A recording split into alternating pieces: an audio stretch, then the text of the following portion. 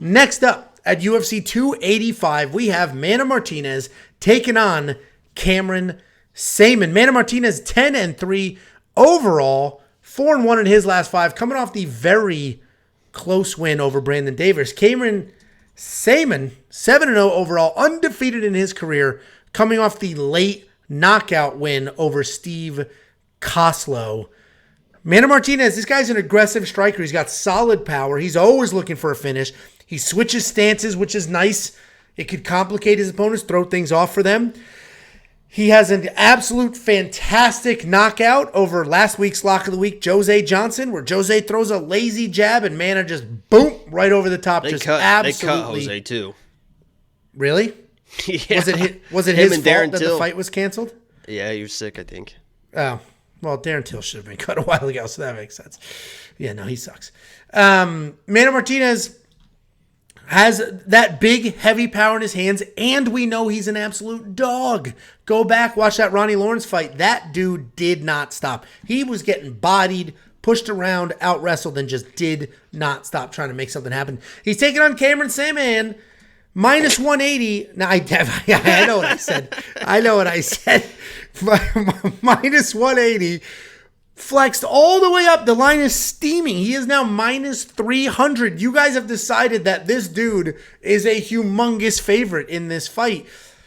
And I get it, right? He's a technical striker. He can grapple if he needs to. He does a really nice job finishing combinations with leg kicks. Then he'll just work in a spinning attack, work in takedowns.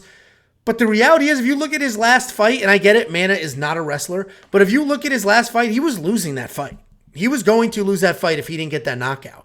So for him to then come in here against an absolute dog like Mana Martinez, a guy that you are not just going to get out of there, he's not going to quit, he's not going to fade late and let you crack him in the mouth. To have that line steam all the way to minus 300 is a bit surprising to me. I like Mana Martinez. I think Mana could actually get this done. He's the more dangerous fighter. I think he has more raw power. He's the more dangerous fighter. And we know for a fact that this dude has no quit in him, and he's just not going to stop fighting. So I'm not going to bet it. I'm not confident enough to even throw like a half a unit on Mana. I mean, the odds are getting better and better, but this may be an inside the distance decision, no action play, because Mana's a hard guy to get out of there. That dude is tough. And Cameron's relatively untested, coming off a fight that he was going to lose. And, we'll see what's going to happen there. You made some faces. Are you more confident in Cameron than I am? No, I don't disagree with your breakdown. I disagree slightly with the attitude that you're presenting as Mana, because I think one of his biggest downfalls is, he's a super fun guy, very, very good striker. He's got some wild kicks.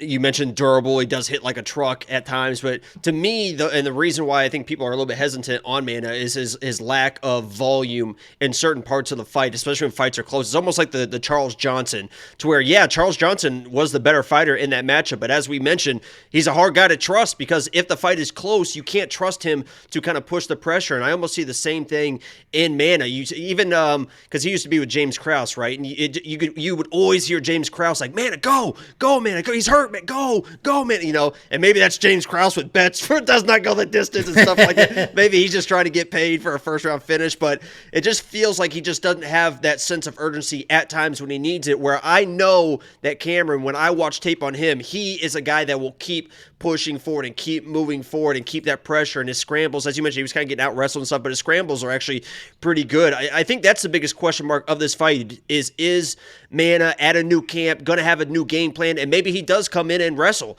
because I think he can get takedowns if he needs them against a guy like Cameron. Cameron may be able to out-scramble him, but I think Mana could get takedowns if he wants to, and that could be his path to victory. A new camp, we'll see what happens, but I agree. I think the striking is pretty close. I think Cameron's going to have the speed advantage and the pressure advantage in the striking, but new camps, anything can happen. Mana's a tough guy, talented guy, as you mentioned, so I'm not super high on Cameron. He is my pick, but he is one that I'm leaving out of parlays and out of everything else, so I don't disagree with you 100% for sure.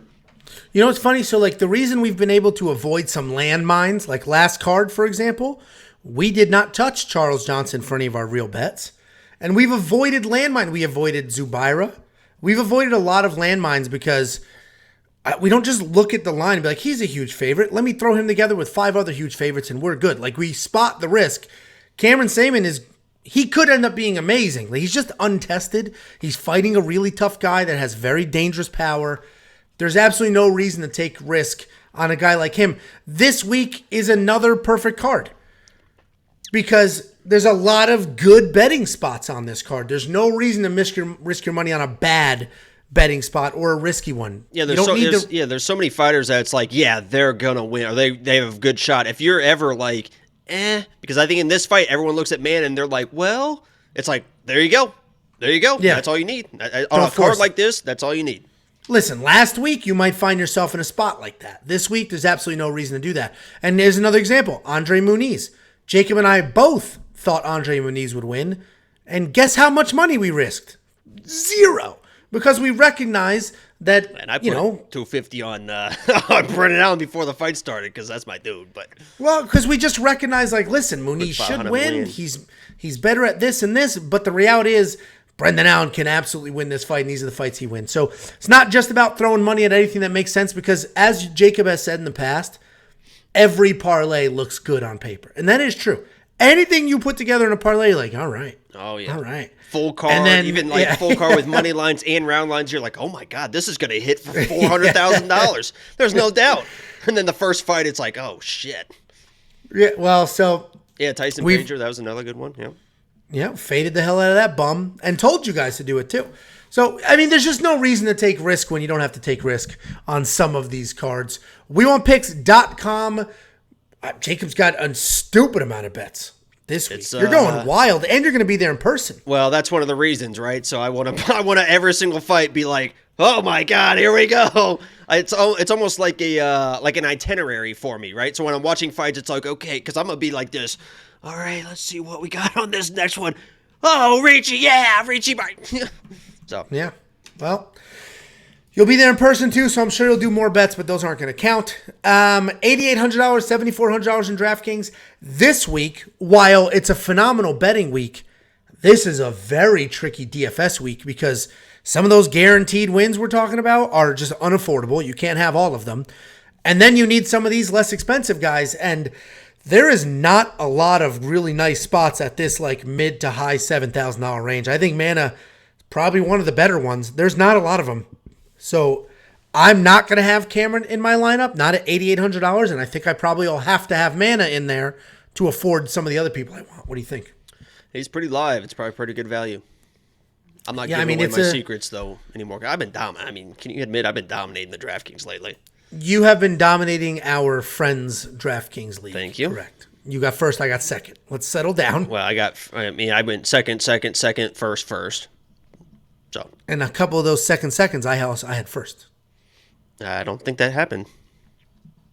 I think it did, but could be the neighbor. I think you're fucking Bo liar. somehow pulls these things out of his ass. Well, he does that a lot. He follows our premium and just pulls it out. Well, there's a lot of stuff coming out there. It's a big ass.